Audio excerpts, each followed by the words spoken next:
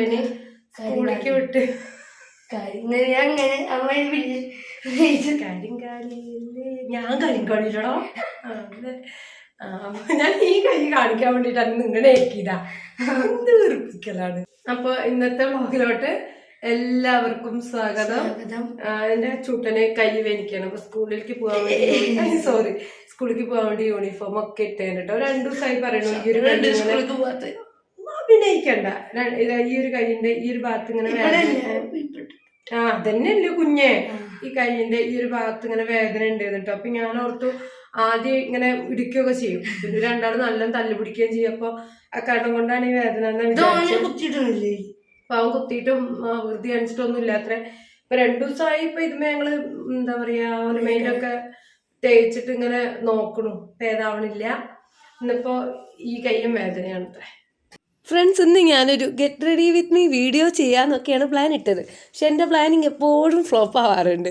ഞാൻ വീഡിയോ ഒക്കെ എടുത്ത് ഗാലറിയിൽ നോക്കിയപ്പോഴത്തേക്കും ഞാൻ ഷൂട്ട് ചെയ്ത വീഡിയോസ് ഒന്നും കാണാനില്ല. എന്താ കാരണം, നമ്മുടെ ഫോണിൽ ക്യാമറ ഓൺ ആക്കണ്ടേ, എന്നാലല്ലേ വല്ലതും കിട്ടുള്ളൂ. അപ്പം അങ്ങനെയുള്ള അബദ്ധങ്ങളൊക്കെ എനിക്ക് എപ്പോഴും സംഭവിക്കാറുണ്ട്. എന്നാൽ പിന്നെ ഉള്ളത് വെച്ചൊരു സാരി ഡ്രൈപ്പിംഗ് വീഡിയോ അങ്ങോട്ട് ചെയ്യാമെന്ന് ഓർത്തു കേട്ടോ. അതിനാണെങ്കിൽ നന്നായിട്ട് സാരി എടുക്കാൻ അറിയുകയില്ല. അപ്പോൾ എല്ലാം കൂടെ തട്ടിക്കൂട്ടി കുറച്ച് ഗെറ്റ് റെഡി വിത്ത് മീയും അതുമാതിരി കുറച്ച് സാരി എടുക്കുന്നതും ബാക്കി കുറച്ച് വ്ളോഗൊക്കെ ആയിട്ട് ഇന്നത്തെ വീഡിയോ അങ്ങനെ കംപ്ലീറ്റ് ആക്കാമെന്നുള്ള തീരുമാനത്തിൽ എത്തിച്ചേർന്നു.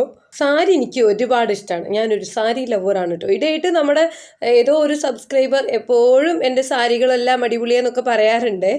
അപ്പോൾ ഇന്ന് ഞാൻ സാരി ഉടുക്കുന്നതൊക്കെ അങ്ങോട്ട് കാണിക്കാമെന്ന് കരുതിയാണ്. അപ്പോൾ ഇതുമാതിരി മുന്നേ ഒന്നും ഞാൻ ഈ ഒരു ഏരിയയിലൊന്നും ഞൊറി എടുക്കുമായിരുന്നില്ല. അതൊക്കെ ഞാൻ ഇപ്പോൾ യൂട്യൂബിൽ നോക്കി പഠിച്ചതാണ് കേട്ടോ. പക്ഷെ എങ്ങനെ ഈ ഒരു സൈഡിൽ ഇങ്ങനെ ഞൊറി ഇങ്ങനെ മടക്കി മടക്കി വെച്ച് കഴിഞ്ഞാൽ നല്ല ഭംഗിയാണ്. ഇത്തിരി ഇവിടെ ഷേപ്പൊക്കെ നമ്മൾ ഷേപ്പില്ലാത്തവർക്കൊക്കെ ഒപ്പിക്കാൻ പറ്റും. അതുമാതിരി ഉണ്ടല്ലോ, നമ്മൾ സാരി ഇങ്ങനെ നമ്മുടെ തോളിലോട്ട് ഇടില്ലേ, ആ ഒരു പോർഷൻ്റെ ആ ഒരു സൈഡിലോട്ടും അതുപോലെ അത്ര ഷേപ്പില്ലാണ്ട് സാരി ഇങ്ങനെ പൊങ്ങി നിൽക്കുമല്ലോ. അപ്പോൾ നമ്മൾ എന്ത് ചെയ്യണമെന്ന് വെച്ചാൽ നമ്മൾ നമ്മുടെ ഞൊറിഞ്ഞ് നമ്മുടെ തോളിലോട്ട് കുത്തുന്ന ആ ഒരു സൈഡിൽ നിന്ന് നമ്മുടെ അവിടുത്തെ ഷേപ്പ് ഒന്ന് കറക്റ്റ് ആക്കിയിട്ട് ഇത്തിരി വലിച്ച് മേലോട്ട് പിന്നു കുത്തിക്കഴിഞ്ഞാൽ ആ ഒരു സൈഡിലും കുറേശ്ശൊക്കെ ഷേപ്പ് കിട്ടും കേട്ടോ.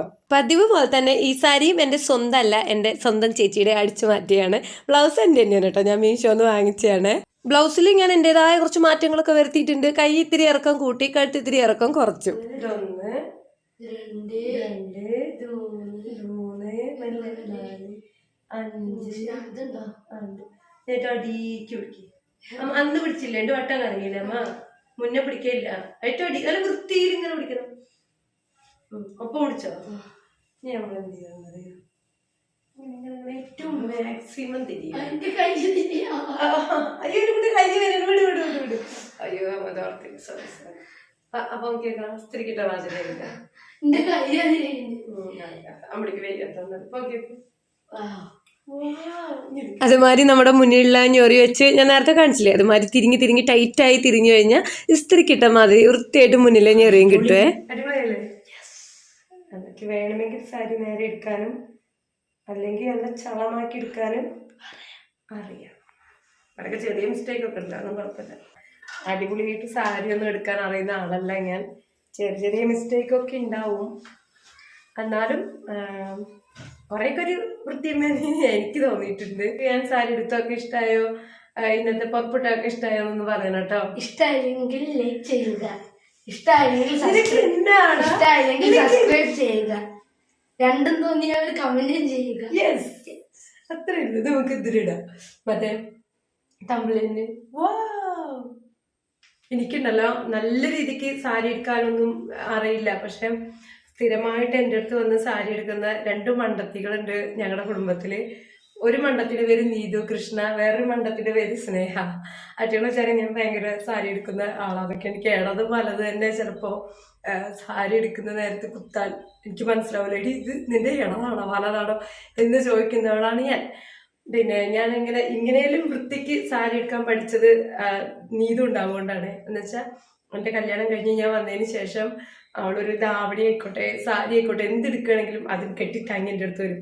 അപ്പം ഞാനിങ്ങനെ നമ്മൾ പഠിക്കൂലേ അതുമാതിരി അവിടെ കുത്തി ഇവിടെ കുത്തി കുറേ ഞെറികളൊക്കെ പുറത്തായിരിക്കും, ഇതൊക്കെ ഇങ്ങനെ പരന്നിട്ടായിരിക്കും കുറേ കൂട്ടി കുത്തി ഒരു ഇത്രയും പിന്നൊക്കെ എടുത്തിട്ടാണ് ഞാൻ അവളെ സാരി ഉടുപ്പിച്ചിട്ടുണ്ടായിരുന്നത് ആദ്യ സമയത്തൊക്കെ.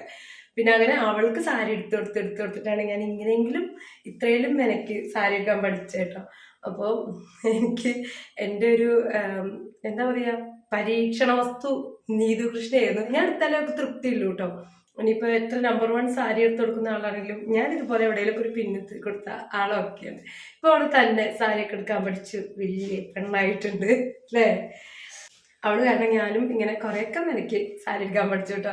നമ്മുടെ നീതുവിന്റെ അടുത്ത് ഈ ഒരു സമയത്ത് താങ്ക്സ് പറയാണ്. നമുക്ക് സാരി എടുത്ത് പഠിക്കാൻ വേണ്ടി അവള് നിന്ന് തന്നല്ലോ അല്ലേ അല്ലേ. ഗൈസ് എന്റെ അച്ചൂട്ടന് കൈ വേദനയാണ്. 2 ദിവസമായി പറയാൻ തുടങ്ങിട്ട് ഈ ഒരു കൈ വേദനയാണ്. 2 കൈ എനിക്ക് പിന്നെ കള്ളത്തരല്ലോ. പറയോ എന്ന് മുതൽ പറയാൻ തുടങ്ങിയതാണത്. പക്ഷെ ഒരു കൈയിന് 2 ഇവിടെ ഉണ്ട്. ഡോക്ടർ ചെന്നാ നോക്കൂട്ടോ. നോക്കിക്കോട്ടെ. അല്ലെങ്കിൽ ഞാൻ തൈലം തേച്ചിനും പറയോ ഞാൻ പൊടനെ എന്ത് അമ്മ ഞാൻ പൊട്ടനാ. ഞങ്ങൾ ഡോക്ടറത്തേക്ക് പോട്ടിട്ട് ഇനിയിപ്പോ ഒന്നും നോക്കണില്ല. ഗവൺമെന്റ് ഹോസ്പിറ്റലിൽ പൊട്ടാകുമ്പോ വലിയ പ്രശ്നമല്ല. കാസ് വേണ്ടേ കാസ്. അപ്പൊ നമുക്ക് ആശുപത്രിക്ക് പോവാം. പക്ഷെ അവിടെ ചെന്ന് കഴിഞ്ഞാൽ ഡോക്ടർ ചെക്ക് ചെയ്യും ഒരു മെഷീൻ വെച്ചിട്ട്. ഒരു മെഷീൻ അങ്ങനെ അവിടെ ഫിറ്റ് ചെയ്യും. അപ്പൊ ഈ കയ്യിന് വേദന ഇല്ല, അത് കള്ളത്തരാണെന്ന് അതില് ഒരു വര അങ്ങനെ വരും. തെളിഞ്ഞു കഴിഞ്ഞാൽ അവിടെ ഇട്ടിട്ട് ഇങ്ങനെ 2 എന്ത് ചന്തിക്കടിക്കണം. എനിക്ക് കയ്യിലടിച്ചാ പോരെ. ചന്തിക്കടിക്കും. ഇപ്പൊ ഞങ്ങള് ഡോക്ടറെ അടുത്ത് പോയിട്ട് വരാം, ഹോസ്പിറ്റലിൽ പോയിട്ട് വരാം. യൂണിഫോം മാറ്റല്ലേ, ഞാൻ പോയിട്ട് മാറ്റിട്ട് പോവാം. സൂര്യച്ചിട്ട് കണ്ടല്ലോ തല്ലിക്കൊല്ലി. അവൾക്ക് വയ്ക്കോ ശരി സ്കൂളിൽ കൊണ്ടുപോയാൽ ബാഗ് തൂക്കിയിട്ട് പോണ്ടേന്ന്. ബാഗ് ഇങ്ങനെ തൂക്കുമ്പോ കൈ അധികം വരെയെന്ന് പറയണത്. അവനുണ്ടല്ലോ കഴിഞ്ഞ പ്രാവശ്യമൊക്കെ കുറേയേറെ ലീവ് എടുത്തിട്ടുണ്ടായിരുന്നു കേട്ടോ. ഇപ്പൊ പ്രാവശ്യം സ്കൂൾ തുടങ്ങിയ പാടിന്റെ അനിയത്തി പറഞ്ഞാണ് ആവശ്യമില്ലാണ്ട് ലീവ് എടുത്ത 2 ഞാൻ ചവിട്ടി കൂട്ടുന്നു. ഇന്നത്തെ സ്കൂൾ വന്നിട്ട് 2 മാസമായിട്ടുള്ളൂ. ഒരു മാസത്തിന്റെ ലീവ് ഇതൊക്കെ വെറുതെ ലീവാക്കാൻ വേണ്ടിട്ടാ അല്ലാന്ന്. അപ്പൊ ഞാൻ സ്കൂള് വിട്ട് വന്നിട്ടേ ഇവിടെ ഗവൺമെന്റ് ഹോസ്പിറ്റലത്തെ ഡോക്ടർ ഇവിടെ നോക്കുന്നുണ്ട്. അവര് വീട്ടിലിരുന്നിട്ട് അവിടെ കൊണ്ടുപോവാന്നാ വിചാരിച്ചെന്നാ ഇന്നത്തെ സ്കൂള് കളയണ്ടല്ലോ. അപ്പൊ ഓന് ബാഗ് തൂക്കിട്ട് പോകാൻ വയ്യ, അമ്മ ഞങ്ങളുടെ ആക്കി തരുമൊക്കെ വെക്കുന്നത്. അപ്പൊ പിന്നെ അത്രയും വയ്യാത്തോണ്ടാവുമെന്ന് കരുതിയിട്ട് ഇന്ന് ഞങ്ങള് ലീവ് എടുക്കുകയാണ്. സൂര്യച്ചിട്ട് ഞങ്ങളെ ചീത്ത പറയരുത്. ചിറ്റോട് പറഞ്ഞു ചിറ്റ എനിക്ക് ശരിക്കും വേദനിക്കുന്നുണ്ട് പറഞ്ഞു. തോന്നി പക്ഷെ എന്റെ ഉള്ളിലാണ് വേദന. അവന്റെ ചിരി കാണുമ്പോ എല്ലാവർക്കും അവന് വയ്യാന്ന് മനസ്സിലാവില്ല. എന്റെ ഉള്ളിൽ കരഞ്ഞോണ്ടിരിക്കുക, വേദനിക്കുകയാണ് അത്ര ഉള്ളില്. കൊറേയൊക്കെ അങ്ങനെയാണ് കേട്ടോ, കൊറേയൊക്കെ അവൻ സഹിക്കും. അപ്പൊ ഏതോ എന്തായാലും ഡോക്ടറെ അടുത്ത് പോയൊക്കെ ഡോക്ടർ പറയുമല്ലോ എന്താണെന്ന്. ഡോക്ടറെ കാര്യം വേണമെന്നില്ല പറഞ്ഞാലേ നേരെ സ്കൂളിൽ കൈയോട് ആയിക്കോട്ടെ. അപ്പൊ ഡോക്ടർ പറയുന്നത് കള്ളത്തരാണ് പറയണെങ്കിൽ നമുക്ക് ഇവനെ സ്കൂളിലേക്ക് കൊണ്ടേക്കാം. അപ്പൊ യൂണിഫോം അഴിക്കണ്ട. എന്താണ് വലിയ കുഴപ്പമൊന്നുമില്ല. വല്ല മരുന്നും കുടിക്കാനോ സൂചി വെച്ചിടങ്കിൽ അങ്ങനെ കൊണ്ടേക്കാൻ തന്നെ. അങ്ങനെ സ്കൂൾ വരെ കൊണ്ടാക്കി തരാം ബാഗും കൊണ്ട്. വരുമ്പോ തന്നെ കൊണ്ടുപോകാൻ വരാം. അത് പറ്റൂലേ? ബാഗ് എടുക്ക വായോ, കുപ്പിയിൽ വെള്ളാക്കിട്ടാ വായോ. പോയിക്കോ, മാറ്റിക്കോ. വേണ്ട വേണ്ട. എന്നാ ചൂട്ടനെ സ്കൂളിലേക്ക് പറഞ്ഞയക്കുന്നില്ല കേട്ടോ. അപ്പൊ ഇനി ഞങ്ങൾ 2 കെട്ടി പുറപ്പെട്ടു. അപ്പൊ ഞങ്ങൾ 2 നേരെ ഹോസ്പിറ്റലിൽ പോയി ഡോക്ടറെ കാട്ടിയിട്ട് അങ്ങനെ ഓഫീസിലേക്ക് കയറും. പിന്നെ ഓഫീസ് വിട്ടിട്ട് ഞാൻ ഓനും കൂടെ അങ്ങനെ വീട്ടിലേക്ക് വരും. ഇപ്പോൾ ഓന് വയ്യാന്ന് എഴുതിയിട്ട് ഓനെ നമുക്ക് വീട്ടിലാക്കാൻ പറ്റൂലല്ലോ, എനിക്ക് ഡ്യൂട്ടി ഉണ്ട്. പിന്നെ ഇങ്ങനത്തെ കുഞ്ഞു കാര്യത്തിലൊക്കെ നമുക്ക് ലീവ് എടുക്കാൻ നിന്ന് കഴിഞ്ഞാൽ അതിനെ നേരം കിട്ടുള്ളൂ. അപ്പോഴേ നമ്മളെ വ്ളോഗുകളൊക്കെ കണ്ട് നമ്മളെ സപ്പോർട്ട് ചെയ്യണ നമ്മുടെ ഫാമിലിയിലുള്ള എല്ലാ മെമ്പേഴ്സിനും ഒത്തിരി സ്നേഹത്തോടെ 1000 താങ്ക്സ് എപ്പോഴും പറയുന്ന മാതിരി പറയാണ് കേട്ടോ. അതുപോലെ നമ്മളുടെ ഒരു സബ്സ്ക്രൈബർ ഉണ്ട്, എല്ലാ വീഡിയോയിലും വന്നിട്ട് പറയും സാരി നല്ലതാണ് ചേച്ചിയുടെ, സാരി കാണാൻ നല്ല ഭംഗിയുണ്ട്, സാരി ലവറാണെന്ന് തോന്നുന്നു. സാരിയൊക്കെ നിങ്ങൾ ലവ് ചെയ്തു, അതൊന്നും എനിക്കൊരു വിഷയമില്ല. ദയവ് ചെയ്ത് എന്നോടാരും ലവ് ഒന്നും പറഞ്ഞേക്കരുത്. ഓൾറെഡി ഞാനൊരു ലവറുള്ള ആളാണ്. മാത്രമല്ല ഒരു മുതുക്കിക്കിളവിയാണ്. 2 ഒന്നിനാത്രം പോകുന്ന ആൺകുട്ടികളുടെ തള്ളയാണ്. അതുകൊണ്ട് എനിക്ക് ആ വക കാര്യങ്ങളോടൊന്നും യാതൊരു ഇൻട്രസ്റ്റും ഇല്ല കേട്ടോ. പിന്നെ അതുമാതിരി തന്നെ വളരെ സെക്ഷലായ രീതിയിൽ വളരെ ബോറായ രീതിയിലുള്ള കമൻറ്റുകളും ഇട്ടേക്കരുത്. കുറേ എണ്ണം ഞാൻ ഡിലീറ്റാക്കി, കുറേ പേരുടെ അടുത്ത് എൻ്റെ ചാനലിനെ ഹൈഡ് ചെയ്തു, കുറേ ബ്ലോക്ക് ചെയ്തു. അപ്പോൾ നമ്മൾ എത്ര പേരെ അങ്ങനെ ചെയ്യും? ഇപ്പോൾ ദയവ് ചെയ്ത് അങ്ങനെയൊന്നും ബുദ്ധിമുട്ടിപ്പിച്ചേക്കരുത് ഈ ഒരു ചേച്ചിയെ കേട്ടോ. എൻ്റെ പയ്യാരം പറച്ചിൽ കഴിയുമ്പോഴത്തേക്കും വ്ളോഗ് എവിടെയോ എത്തിച്ചേരും. ഞങ്ങളൊരു 3/4 ഭാഗം വരെ നടന്നാൽ പോയേട്ടോ. അത് കഴിഞ്ഞപ്പോഴത്തേക്കും ഞങ്ങൾക്കൊരു ഓട്ടോ കിട്ടിയേ. നേരത്തെ ഹോസ്പിറ്റലിലെത്തിയ തിരക്കൊന്നും ഉണ്ടാവില്ല എന്നാണ് പ്രതീക്ഷിച്ചിട്ടോ. പക്ഷെ അവിടെ എത്തിയപ്പോഴത്തേക്കും ഗേറ്റ് വരേക്കും എന്ന് പറഞ്ഞു കൂട്ട ആളായിരുന്നു, തിരക്കായിരുന്നു. അപ്പോൾ പിന്നെ അവിടെ വരി നിന്ന് ഡോക്ടറെ കാണിച്ച് പോരുമ്പോൾ ഇന്ന് ഹാഫ് ഡേ ലീവ് എടുക്കേണ്ടി വരും. അപ്പോൾ ഞങ്ങൾ ആ ഒരു പ്ലാനിങ് അവിടെ നിർത്തി വേറൊരു വണ്ടി വിളിച്ചു ഓഫീസ് വരേക്കും വന്നു കേട്ടോ. എന്നിട്ട് പിന്നെ ഓഫീസൊക്കെ വിട്ട് വീട്ടിലെത്തി ഉച്ചരിങ്ങിട്ട് ഡോക്ടറെ കാട്ടാന്നുള്ള തീരുമാനത്തിലെത്തി. അച്ചൂട്ടൻ പറയണം, അയ്യോ ഒരു ബുക്ക് പോലും എടുത്തില്ലല്ലോ, അവിടെ ഇരുന്നിട്ട് വായിക്കായിരുന്നു എന്ന്. എനിക്ക് പഠിക്കണം വിചാരമുള്ള ഗൈസ്. അയ്യോ ഇതൊക്കെ ടീച്ചർ കാണാൻ വേണ്ടിയിട്ടാണ് എനിക്ക് തോന്നുന്നത് കേട്ടോ. ടീച്ചർ പറഞ്ഞിട്ടേ റോട്ടിൽ വലിയ വണ്ടിയോടും തിരക്കുകളൊന്നും ഇല്ല. അപ്പം ഞാനും അച്ചൂട്ടനും ഇങ്ങനെ സംസാരിച്ച് പോവാന്ന് ഓർത്തു.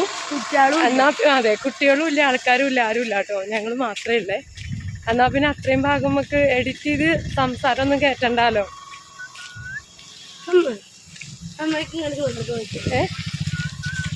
അവിടെ ഓരോരുത്തരൊക്കെ പോകുന്നുണ്ട്. ഓരോന്നും പിന്നെ അങ്ങനെ പരിഹസിക്കും കളിയാക്കും ചെയ്യുന്ന ആൾക്കാരൊന്നും അല്ല.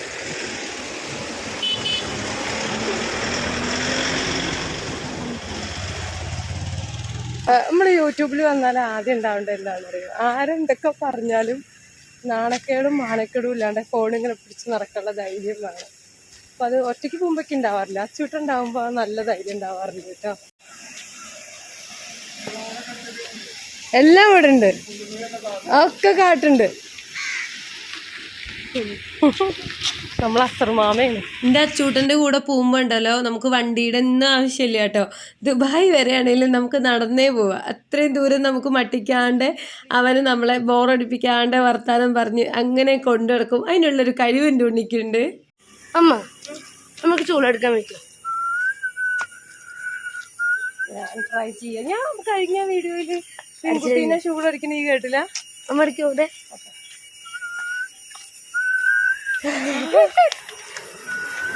അന്നേക്കാളൊക്കെയാണല്ലോ ചോദിക്കുക. ഞാനൊക്കെ എത്ര ഷൂളടിച്ച് നടന്നെങ്കിലും മോനെ നമ്മളൊടിക്ക് ഫോൺ പിടിക്കാൻ വയ്യ.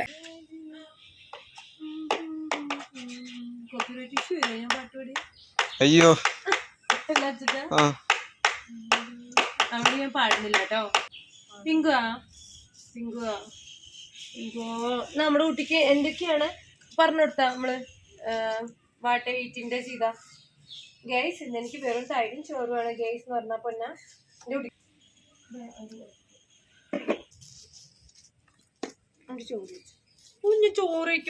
അച്ചൂട്ടന് ഞാൻ എന്റെ ബാഗിലൊരു നീരിറക്കത്തിന്റെ ഗുളിക ഉണ്ടായിരുന്നു കേട്ടോ. അതിന്റെ പകുതി കൊടുത്തു. പിന്നെ മൂവും തേച്ച് കൊടുത്തു കുറച്ചെടുത്തിട്ട്. മൂവ് തേച്ചിട്ടും കൂടി അവന് നീറണതായിട്ട് അവൻ പറയുന്നില്ല. അപ്പൊ അത്രയും വേദന ഉണ്ടാവുകൊണ്ടാവും. പക്ഷെ ഉച്ചയിറങ്ങിയപ്പോഴത്തേക്കും അത്യാവശ്യം നല്ല രീതിക്ക് ഭേദമായിരുന്നു. അപ്പൊ ഈ പ്ലേറ്റിന്ന് വാരത്തുന്ന എന്താ പോന്നെ വാരിയാലേ തിന്നുള്ളൂ. നമ്മട്ട് തിന്നോ നന്നാ അമ്മ വാരിത്തരാം എന്നാ കുട്ടിക്ക് വാരിത്തരാം.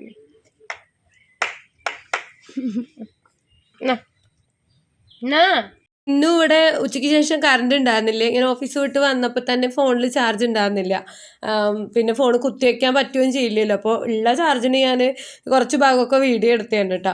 പിന്നെ ഏട്ടനും അച്ചൂട്ടനും കൂടെ ഒരു 5:45 ആയപ്പോഴത്തേക്കും ഡോക്ടറെ അടുത്തൊക്കെ പോയി മരുന്നൊക്കെ വാങ്ങിയിട്ട് വന്നു. ആ ഭാഗമൊന്നും എനിക്ക് പിന്നെ വീഡിയോ ഒന്നും എടുക്കാൻ പറ്റിയില്ല. നീരിറക്കം തന്നെ ആയിരിക്കും, മഴയൊക്കെ കൊണ്ടിട്ടാവുമെന്നും പറഞ്ഞ് 3 ദിവസത്തിനെ മരുന്നൊക്കെ മേടിച്ചിട്ടുള്ളൂ. ഇനി അത് കുടിച്ചിട്ട് ഭേദമില്ലെങ്കിൽ പിന്നെയും പോയി കാണിക്കാമല്ലോ. കയ്യിൻ്റെ മുട്ടുഭാഗത്ത് ഒരു ഇത്തിരി വീക്കം മാതിരി ഉണ്ടേ. ഇതുപോലെ നമ്മുടെ യൂട്യൂബിൽ സബ്സ്ക്രൈബേഴ്സ് ഇങ്ങനെ സ്റ്റക്കായി നിൽക്കുകയായിരുന്നു, വരുന്നേ ഉണ്ടായിരുന്നില്ല കേട്ടോ. ഞാൻ മുന്നേ ഒരു വ്ളോഗിൽ പറഞ്ഞിട്ടുണ്ട്. എന്ന് വെച്ച് കഴിഞ്ഞാൽ ഒരു 6000 ആവുന്ന വരത്തേക്കും നല്ല സ്പീഡിൽ മൂവായിക്കൊണ്ടിരുന്നതാണ്. 6000-ൽ സ്റ്റക്കായി. പിന്നെ ഇങ്ങനെ അരിച്ചരിച്ച് പോയി 10,000 ഒക്കെ ആവാൻ ഒരുപാട് സമയം എടുത്തു കേട്ടോ. 10-ന്ന് വീണ്ടും അതുമാതിരി തന്നെ ഒരു 12-13 ആവാൻ വളരെ വളരെ ഇഴങ്ങിയിട്ടാണ് സബ്സ്ക്രൈബേഴ്സിൻ്റെ എണ്ണം കൂടിയിട്ടുണ്ടായിരുന്നത്. 13-ൽ അങ്ങോട്ട് സ്റ്റക്കായി നിന്നു. ഞാൻ ഡെയിലി വ്ളോഗ് ഇട്ടിട്ടും ഷോർട്സ് ഇട്ടിട്ടും ഒട്ടും ഇമ്പ്രൂവ്മെൻ്റ് ഉണ്ടായിരുന്നില്ല. പിന്നെ ഈ പറഞ്ഞ ഇങ്ങോട്ട് ഇപ്പം കുറച്ചായിട്ട് ആ ഒരു 13-ന്ന് 14-ലേക്ക് 14-ന് 15-ക്ക് ആവാൻ വേണ്ടിയിട്ട് ഞാൻ എന്തോരം കഷ്ടപ്പെട്ടെന്ന് ചോദിച്ചു കഴിഞ്ഞാൽ എനിക്ക് പറയാൻ പറ്റില്ല. അത്രയും ഷോർട്സ് വീഡിയോസും ലോങ് വീഡിയോസും ഒക്കെ ഇട്ടിട്ട് വെയിറ്റ് ചെയ്തിട്ടാണ് ഒരു 14,500 എത്തിയത്. പക്ഷെ ആ 14,500 നിന്ന് വളരെ ഫാസ്റ്റായിട്ട് 15,600 എങ്ങാണ്ടോ ഇപ്പോൾ ആയി നിൽക്കുന്നുണ്ട്. അതൊരു 2-3 ദിവസം കൊണ്ടാണ് എനിക്ക് കുറച്ചധികം സബ്സ്ക്രൈബേഴ്സിനെ കിട്ടിയിട്ടോ. അപ്പോൾ എനിക്കതിൽ ഒത്തിരി സന്തോഷം തോന്നി. നമുക്ക് പിന്നെ വീഡിയോ ഒക്കെ ചെയ്യാനുള്ള ഭയങ്കര ഒരു ഊർജ്ജമൊക്കെ കിട്ടും. അങ്ങനെ സബ്ബൊക്കെ കൂടി വരുമ്പോഴത്തേക്ക് വീഡിയോസിന് വ്യൂസൊക്കെ കുറവ് തന്നെയാണ്, അതിപ്പോഴും പഴയ മാതിരിയാണ്. എന്നാലും ഒരു ഭാഗത്തൊരു കുഞ്ഞ് ഇമ്പ്രൂവ്മെൻ്റ് ഉണ്ടായപ്പോൾ വലിയ സന്തോഷം ഉണ്ടായി എന്ന് പറയുകയാണ് നിങ്ങളുടെ അടുത്ത്. അപ്പോൾ എനിക്ക് എന്നെ സപ്പോർട്ട് ചെയ്ത, നമ്മളെ സബ് ചെയ്തിട്ട് നമ്മളെ വീഡിയോസൊക്കെ കണ്ട് നമ്മളെ സപ്പോർട്ട് ചെയ്യുന്ന ഫ്രണ്ട്സിന് എല്ലാവർക്കും എപ്പോഴും പറയുന്നത് മാതിരി തന്നെ ഹൃദയത്തിൽ തൊട്ട് ഒരുപാട് താങ്ക്സ് പറയുകയാണ്. നിങ്ങളുടെയൊക്കെ സപ്പോർട്ട് ഉണ്ടെങ്കിൽ മാത്രമാണ് നമുക്ക് മുന്നോട്ട് പോകാൻ പറ്റുള്ളൂ. അപ്പോൾ ഞാൻ വിചാരിച്ച കാര്യങ്ങളൊക്കെ നടത്താൻ പറ്റുള്ളൂ. അപ്പോൾ നിങ്ങളെല്ലാവരും സപ്പോർട്ട് ചെയ്യും എന്നുള്ളൊരു വിശ്വാസത്തിൽ നമ്മളെ കൊണ്ട് പറ്റുന്ന മാതിരി വീഡിയോസൊക്കെ അപ്ലോഡ് ചെയ്യുന്നുണ്ട് കേട്ടോ. ഒരുപാട് നല്ല കണ്ടൻറ്റുകളൊന്നും ഇല്ലാത്തതുകൊണ്ടാണ് ഞങ്ങളെപ്പോലുള്ള ആൾക്കാരിങ്ങനെ ഫാമിലി വ്ളോഗ് മാതിരി കൊണ്ടു നടക്കുന്നത്. അപ്പോൾ കുറേ പേര് ഈ ഫാമിലി വ്ളോഗ് ചെയ്യുന്നവർക്കെതിരെയൊക്കെ വീഡിയോ ഒക്കെ ചെയ്യുന്നത് കണ്ട് എനിക്ക് പേടിയായിട്ടൊക്കെ കണ്ടിട്ട് നമ്മളുടെ വീഡിയോസൊക്കെ എടുത്ത് അങ്ങനെ വല്ലതൊക്കെ ചെയ്യുമെന്ന് ഓർത്തിട്ടല്ല. നമ്മൾ വലിയ ഫെയിമൊന്നും ആവാത്തതുകൊണ്ട് നമുക്ക് പ്രശ്നമൊന്നും ഉണ്ടാവില്ലായിരിക്കും. എന്നാലും വ്ളോഗ് ചെയ്യുന്നവർക്കെതിരെയായിരുന്നു ഞാൻ ആ വീഡിയോ ഒക്കെ കണ്ടത്. എന്നുവെച്ചാൽ വീട്ടിലുള്ള കാര്യങ്ങളൊക്കെ കാണിക്കാൻ ആണോ ഇല്ലേ അങ്ങനെ എന്നൊക്കെ പറഞ്ഞിട്ട്. ഒരുപാട് കണ്ടൻറ്റും കാര്യങ്ങളൊന്നും ഇല്ലാത്തവർക്കും പിടിച്ചു നിൽക്കണം, ഇവിടെ ഒരു സ്ഥാനം വേണം. അപ്പോൾ പിന്നെ ഒരു നിർവാഹം ഇല്ലാത്തതുകൊണ്ടാണ് അങ്ങനെ ചെയ്യുന്നത്. അത് അത്ര ബോറായിട്ട് എനിക്ക് ഫീലായിട്ടില്ല. വൈകിട്ട് ഏട്ടൻ പണി മാറ്റി വന്നപ്പോൾ ഇന്ന് പൂള കൊണ്ടുവന്നിട്ടുണ്ടായിരുന്നു കേട്ടോ. അപ്പോൾ ഞാൻ ഇതിന് പൂള എന്നാണ് പറയുന്നത്, ചിലർ കപ്പ എന്ന് പറയും അല്ലേ. അത് ഓരോ സ്ഥലത്തും ഓരോ പോലെയാണ്. അപ്പോൾ നിങ്ങളൊക്കെ എന്താ ഇതിന് പറയുന്നതെന്നൊന്ന് പേര് കമൻറ്റ് ചെയ്യും കേട്ടോ. ഓരോ സ്ഥലത്തും വ്യത്യസ്ത പേരായിരിക്കുമല്ലോ, അതൊക്കെ ഒന്ന് അറിഞ്ഞിരിക്കാമല്ലോ. അപ്പോൾ പുറത്തിങ്ങനെ മഴ ഇരുമ്പി പെയ്തുകൊണ്ടിരിക്കുകയാണ്. അപ്പം നല്ല ചൂട് കപ്പയും അതിലോട്ട് ഉള്ളിച്ചമ്മന്തിയും കൂടെ ചേർത്തൊന്ന് പിടിച്ചാലുണ്ടല്ലോ അടിപൊളിയായിരിക്കും കേട്ടോ. കൂട്ടത്തിൽ സുലൈമാനി ഉണ്ടാക്കിയിട്ടുണ്ട്. അപ്പോൾ അതെല്ലാം കൂടെ സിറ്റ് ഔട്ടിലാണ് കൊണ്ടുവന്ന് വെച്ചു. അച്ഛയും അമ്മയും മക്കളും കൂടെ ഒരുമിച്ചിരുന്ന് കഴിക്കാൻ വേണ്ടിയിട്ട്. അപ്പോൾ നല്ല ടേസ്റ്റാണ് കഴിക്കാൻ. അതിനപ്പുറം എല്ലാവരും കൂടി ഒരുമിച്ചിരുന്ന് കഴിക്കുന്നത് വേറൊരു വൈബാണ് അല്ലേ. നല്ല മഴ പെയ്യാണ് കേട്ടോ പുറത്ത്, നല്ല തണുപ്പുണ്ട്, ഉത്തലടിക്കുന്നുണ്ട്. അതെല്ലാം സഹിച്ച് പുറത്തിരിക്കുന്നത് നല്ല രസം തന്നെയാണ് അല്ലേ. പക്ഷെ എൻ്റെ അച്ചുകൂട്ടൻ്റെ മുഖം അപ്പോഴത്തേക്കും വാടിപ്പോയട്ടോ. എൻ്റെ ഒരു ഫ്രണ്ട് എൻ്റെ അടുത്ത് പറയും എപ്പോഴും, നീ ആ ചൂട്ടനെ വ്ളോഗിലൊക്കെ ഇടുന്നതല്ലേ, അതിങ്ങനെ അതിൻ്റെ കുട്ടിക്കുറുമ്പും കുസൃതിയൊക്കെ കാണിച്ച് നടക്കുമ്പോഴേ എല്ലാവരുടെ കണ്ണും ഒരുമാതിരി ആവൂല, കുഞ്ഞിന് കണ്ണ് പെടുകയുള്ളൂ, നീ അതിന് ഉപ്പും മുളകും ഒക്കെ ഒഴിഞ്ഞിടണം എന്നിട്ടാ. അത് കേട്ടപ്പോൾ ഞാനങ്ങനെ എപ്പോഴും ചെയ്യാറൊന്നുമില്ല, വല്ലപ്പോഴും ഒക്കെയാണ് ചെയ്യാറ്. പക്ഷെ അച്ചൂട്ടനത് ഭയങ്കര ഇഷ്ടമുള്ളൊരു കാര്യമാണ് കേട്ടോ. അപ്പം ഞാനിങ്ങനെ ഇടയ്ക്ക് അയ്യോ എൻ്റെ കുട്ടിക്ക് കണ്ണും നാവൂരൊക്കെ തട്ടിയിട്ടുണ്ടല്ലോ അമ്പാനേ എന്നൊക്കെ പറഞ്ഞ് ഇത്തിരി ഉപ്പും മുളകൊക്കെ ഒഴിഞ്ഞ് കയ്യിലൊക്കെ തുപ്പി അങ്ങോട്ട് ഇട്ട് കഴിഞ്ഞാൽ അതുവരെ എൻ്റെ ഉണ്ണി ഇങ്ങനെ ക്ഷീണിച്ച് നിൽക്കും. പക്ഷെ ആ ഉപ്പും മുളകൊക്കെ ഒഴിഞ്ഞ് ഞാൻ അടുപ്പിലോട്ടിട്ട് അതൊക്കെ പൊട്ടി തെറിച്ച് പോകുമ്പോൾ ഞാൻ പറയും, കണ്ടോ എൻ്റെ കുട്ടിയുടെ കണ്ണ് നവരൊക്കെ പോയി, അതിൽ കത്തിപ്പോയി എന്ന് പറഞ്ഞാൽ അവൻ്റെ മുഖമൊക്കെ ഇങ്ങോട്ട് തെളിയിട്ട്, ആ പോയമ്മ ശരിയാ, എനിക്ക് ഇത്ര നേരം ഇത്തിരി ക്ഷീണമൊക്കെ ഉണ്ടായിരുന്നേ, പക്ഷെ ഉണ്ടല്ലോ അമ്മ ഇപ്പം അങ്ങനെ ചെയ്ത് കഴിഞ്ഞപ്പോൾ അതെല്ലാം മാറി, ഇപ്പം ഞാൻ ഓക്കെ ആയി എന്ന് പറയും കേട്ടോ. ആദ്യം ഇതെല്ലാം കണ്ട് പൊരിഞ്ഞ ചിരിയായിരിക്കും, അവനിതിലൊന്നും അത്ര വിശ്വാസമൊന്നുമില്ല, എന്നാലും കൂടെ നിന്ന് തരും എന്നെ ഒഴിയെന്നും പറഞ്ഞിട്ട്.